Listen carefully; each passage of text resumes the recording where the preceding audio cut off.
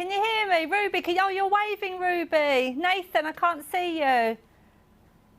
Hi, Arib and Labib. Give me a wave if you can hear me. Hey. And is that Oliver down there? Hi, Oliver.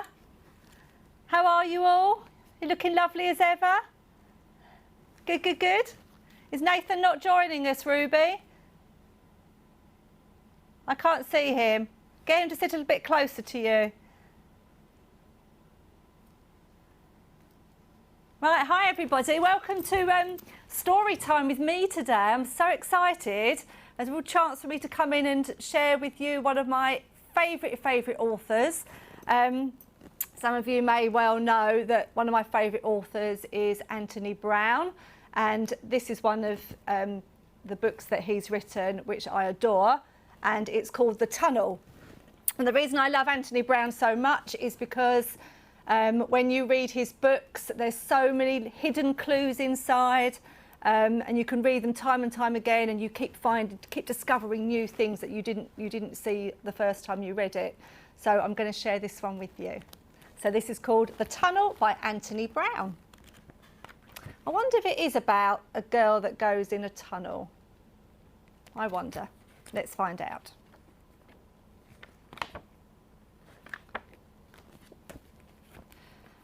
So once upon a time, there lived a sister and a brother who were not at all alike. In every way, they were different. And then you've got a picture of the brother and the sister. They're not even wearing the same clothes, are they? They look very, very different as well. I wonder if they like doing different things. Let's find out. The sister stayed inside on her own, reading and dreaming. And the brother played outside with his friends, laughing and shouting, throwing and kicking, roughing and tumbling. And there she is. How lovely to have a window box, a window seat that you can just sit on and read a book by the window. Looks like she's reading some sort of fairy story. And then there he is, her brother, out with all his friends. Hello, Luke. Welcome. We're reading The Tunnel by Antony Brownlow, if you just joined us. So this is a brother. At night, he slept soundly in his room, but she would lie awake, listening to the noises of the night. Sometimes he crept into her room to frighten her, for he knew that she was afraid of the dark. And there he is, creeping. Can you see him there? Where is he? Creeping into her room. It looks like he's got a mask on. Can you see that? I think it's a wolf mask or something. Oh, look. And she's fast asleep in bed. She's been reading again. And if you have a look at that page, you'll see loads of clues. There's a red coat. Who do we know that wears a red coat in a story? I think I know. Whenever they were together, they fought and argued noisily all the time. Hands up, or give me a thumbs up if you fight with your brother or sister. Ah, I thought you might. Yeah, I think everyone does. It's quite natural. He's even pointing his finger at her there. Not very happy. And one morning, their mother grew impatient with them. Out you go together, she said, and try to be nice to each other just for once and be back in time for lunch. But the boy didn't want his little sister with him. I think he wanted to go and play football with his friends. They went to a piece of waste ground.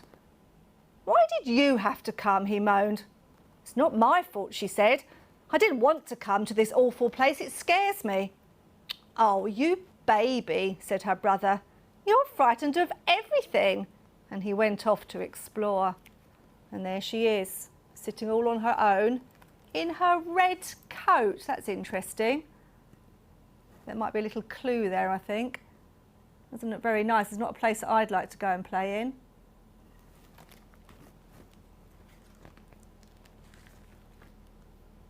Hey, come here, he yelled a little while later, and she walked over to him. Look, he said, a tunnel. There's a picture of the tunnel. Come on, let's see what's at the other end. No, you mustn't, she said. There might be witches or goblins or anything else down there. Don't be so wet, said her brother. That's kid stuff. We had to be back by lunchtime, she said. And there's the tunnel. That's the same as the front of the book, I think, or almost the same. And there she is in her red coat. They're going into the tunnel. I wonder what they're going to find the other side. Do you think it's going to be something scary when they get through to the other side? I wonder. His sister was frightened of the tunnel, and so she waited for him to come out again. She waited and waited, but he did not come. She was close to tears. What could she do? She had to follow him into the tunnel. And there she is looking very, very sad. She's going to follow him in. That's the front cover, that's one. She's left her book behind. Again, if you peer closely, it looks like there's a witch picture in her book. And there she goes. The tunnel was dark. She's crawling in. And damp and slimy and scary.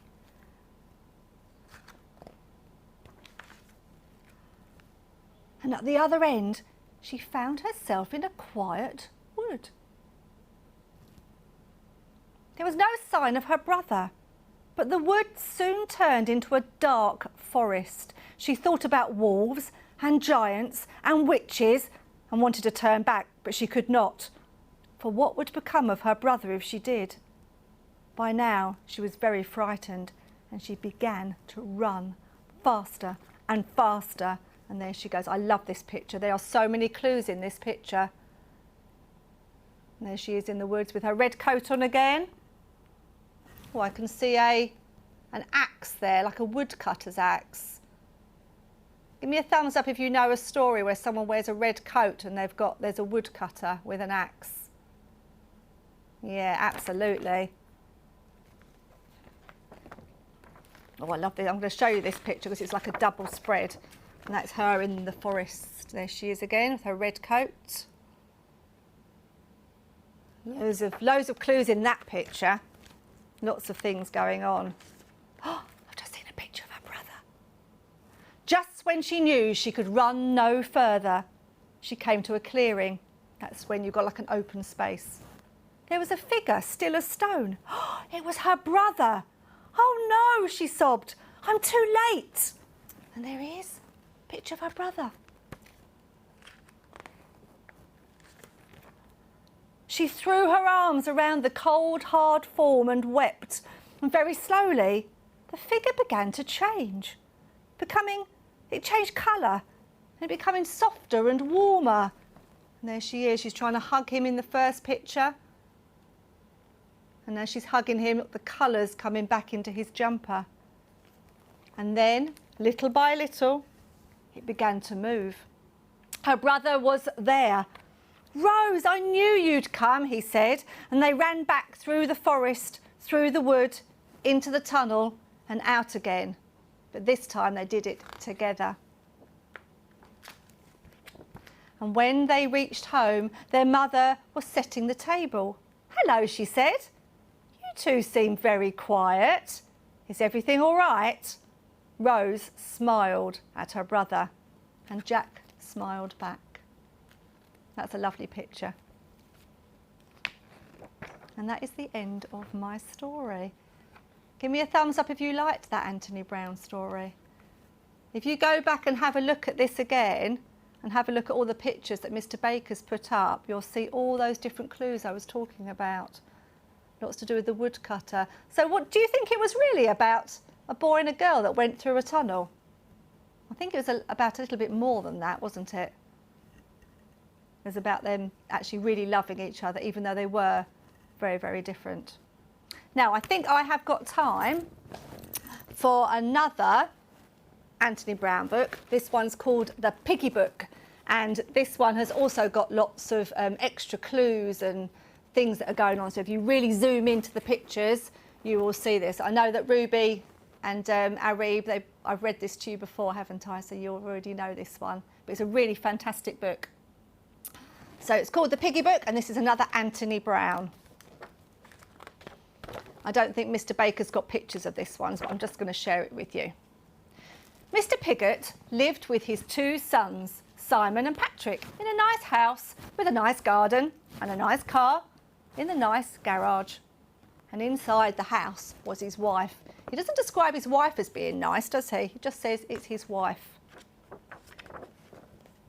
"Hurry up with the breakfast, dear," he called every morning before he went off to his very important job.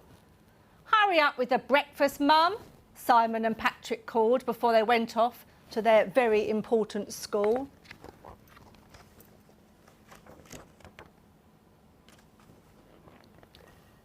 After they left the house, Mrs. Pigott washed all the breakfast things. She made all the beds, she vacuumed all the carpets, and then she went to work. Doesn't sound like she's got a very important job. "Hurry up with the meal, Mum," the boys called every evening when they came home from their very important school. "Hurry up with the meal, old girl," Mrs. Pigott called every evening when he came home from his very important job. There he is, sitting there. She sounds like she's running around after them. I think they're treating her a little bit like a servant, aren't they? They're eating his sausages.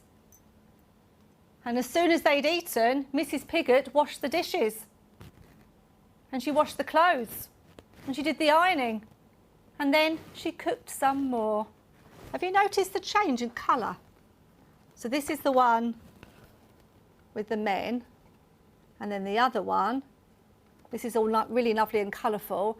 And then whenever it's anything that the mum's doing, you'll see all the colours are really dull and dreary. I wonder what Antony Brown is trying to tell us. And also, you never ever see her face, look. Can't see her face at all, it's just completely blank. Oh dear, here they are. That's the sort of thing they get up to in the evening, not a lot. And it's called the Piggy Book, remember? Can anyone see a pig in there anywhere?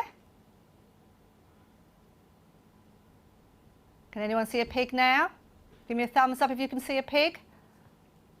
Yeah, excellent, Ruby. Yeah, I can see that, Arib and Labib, well done. One evening, when the boys got home from school, there was no one to greet them. What does that mean? "Where's Mum?" demanded Mr. Pigott when he got home from work. Now, if you have a really good look, you can see, if you look on this picture, now can you see any more pigs? Have a little look. You can see some more pigs are starting to come, called the Piggy Book. There you go, it's a fireplace. If you can look at that picture, you'll see even more pigs in there somewhere. Things are starting to change. And she was nowhere to be found. And on the mantelpiece was an envelope. Mr. Pigott opened it, and inside was a piece of paper. And the piece of paper said, "You are pigs." That's not his hand, is it? Hello, Ruby's mummy. Hey, nice to see you. And there they are.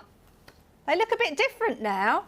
They don't really look like a dad and the two sons anymore. They're looking a little bit different. Even the clock looks a bit different if you look closely. "But what shall we do?" said Mr. Pigott. They had to make their own meal. It took hours and it was horrible. And next morning they had to make their own breakfast. It took hours and it was horrible. The next day and the next night and the day after that, Mrs. Pigott was still not there. Mr. Pigott, Simon and Patrick tried to look after themselves. They never washed the dishes, they never washed their clothes, and soon the house was like a pigsty. There it is, look at that. Look at the state of them. There's lots of clues in there.